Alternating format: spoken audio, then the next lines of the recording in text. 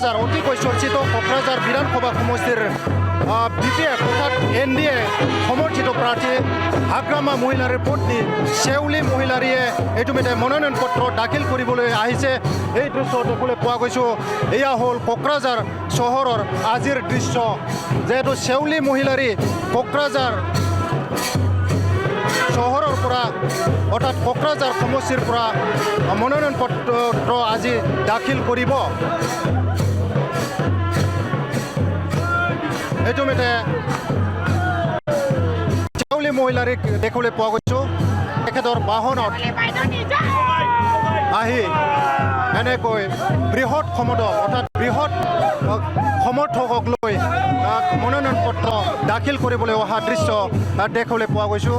যিহেতু শেউলি মহিলাৰ সৈতে লগত আছে যি ভগ্নী তেখেতে আছে আৰু BTCৰ কাৰ্যবাহী সদস্য মুনমুন ব্ৰহ্ম তেখেতক দেখিবলৈ পোৱা গৈছোঁ আৰু বিভিন্ন শীৰ্ষ নেতৃত্বক ইতিমধ্যে তেখেতৰ সৈতে দেখিবলৈ পোৱা গৈছোঁ। যিহেতু আজি মনোনয়ন পত্ৰ দাখিলৰ অন্তিমটো দিনটোত আজি এই মুহূৰ্তত দেখিবলৈ পোৱা গৈছোঁ যে BPFৰ 5খন সমষ্টিৰ BPFৰ প্ৰাৰ্থী তেওঁলোকক মনোনয়ন পত্ৰ দাখিল কৰিবলৈ অহা দৃশ্য দেখিবলৈ পোৱা গৈছোঁ। মই পুনৰ কৈছোঁ যিহেতু কোকৰাঝাৰ সমষ্টিৰ পৰা শেউলি মহিলাৰীয়ে প্ৰতিনিধিত্ব কৰিব, দতমা সমষ্টিৰ পৰা বিধায়ক ৰুবিৰাম নাৰ্জাৰী প্ৰতিনিধিত্ব কৰিব, গোসাইগাঁও সমষ্টিৰ পৰা ইতিমধ্যে দেখিবলৈ পোৱা গৈছে যে গোসাইগাঁও সমষ্টিৰ পৰা শোভাৰাম বসুমতাৰী ইতিমধ্যে প্ৰতিনিধিত্ব কৰিব।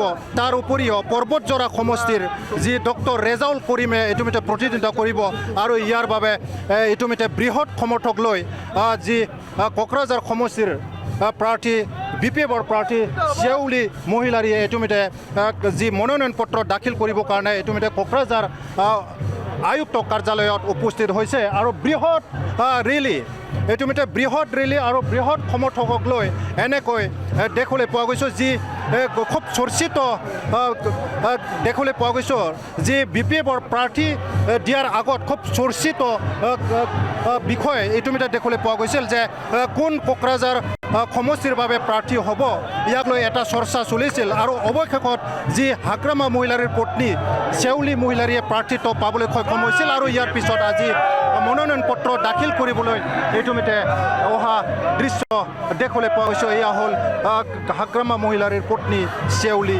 মহিলাৰী।